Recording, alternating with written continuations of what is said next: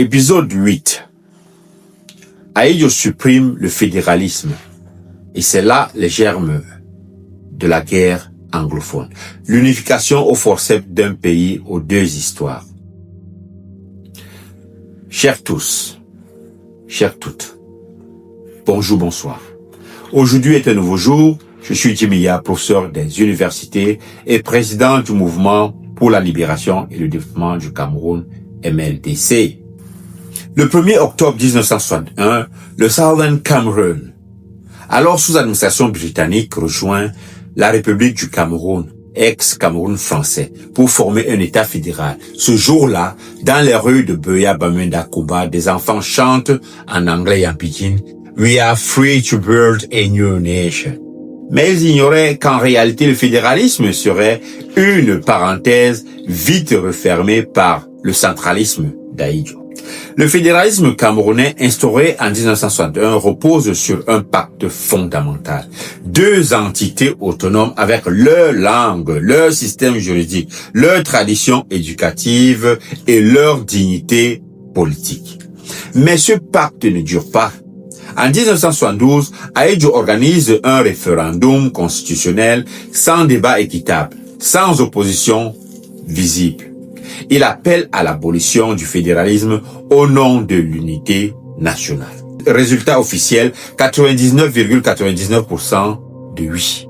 Évidemment, ce n'est pas un vote, c'est une proclamation. Le 20 mai 1972, la République fédérale du Cameroun devient la République unie du Cameroun. Et les institutions anglophones sont progressivement démantelées. Les assemblées régionales dissoutes, la common law marginalisée, le système éducatif uniformisé, l'anglais relégué derrière le français.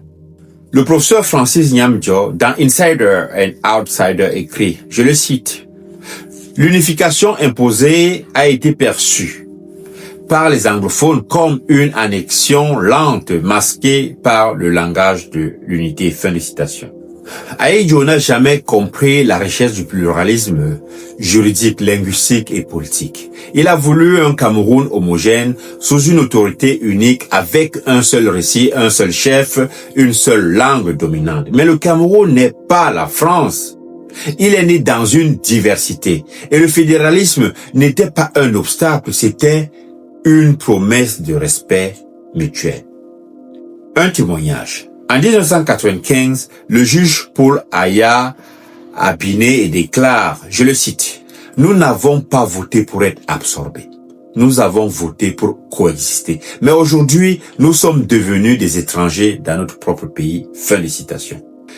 Ce cri est l'écho d'une blessure profonde jamais soignée. Et dans The Anglophone Problem in Cameroon, le politologue Piet Konings explique, je le cite, « Le démantèlement du fédéralisme a sémé les graines de la marginalisation qui allait plus tard se cristalliser en colère puis en conflit. » Fin de citation. Ce que Ahidjo a fait en réalité, c'est détruire un contrat politique. Le contrat entre deux peuples, deux héritages, deux visions de l'administration. Il a remplacé ce contrat par un ordre vertical où l'État décide pour tout, où il méprise en même temps les sensibilités locales, régionales et communautaires. Une conséquence dramatique, c'est que ce mépris s'est transformé avec le temps en frustration, la frustration en désobéissance, la désobéissance en révolte et la révolte depuis 2016 en crise armée qui déchire les régions anglophones du nord-ouest et du sud-ouest. Cette guerre ne vient pas de nulle part. Elle prend racine dans les choix faits en 1972. Et l'historien Willibrod Zengwa, dans Cameroon's Anglophone Crisis and Historical Perspective, écrit ceci.